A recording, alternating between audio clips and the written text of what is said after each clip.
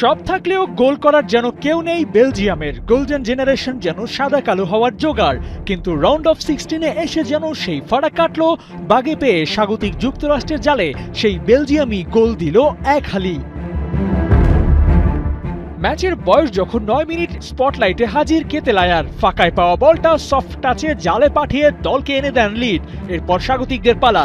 31 মিনিটে সমতায় ফেরে যুক্তরাষ্ট্র, কিন্তু সেই এক গোল নিয়েই থাকতে হয় সন্তুষ্ট।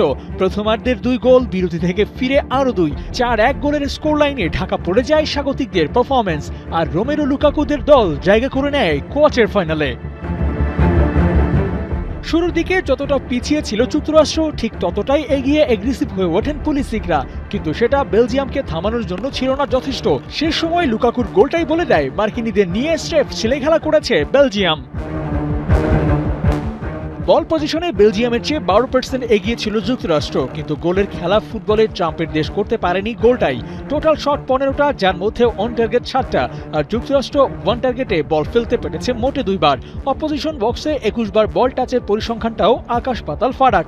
তবে স্বাগতিকদের পাসিংটা ছিল ঠিকঠাক। যেখানে বেলজিয়ামের পাস 333টি, সেখানে যুক্তরাষ্ট্রের 458, যার মধ্যে 87% পাসই অ্যাকুরেট। বেলজিয়ামের জন্য চ্যালেঞ্জটা এখন আরও বেশি। যুক্তরাষ্ট্রকে হারিয়ে কোয়ার্টার ফাইনালে প্রতিপক্ষ হিসেবে পেয়েছে পর্তুগালের বিপক্ষে সদ্য জয় পাওয়া স্পেনকে।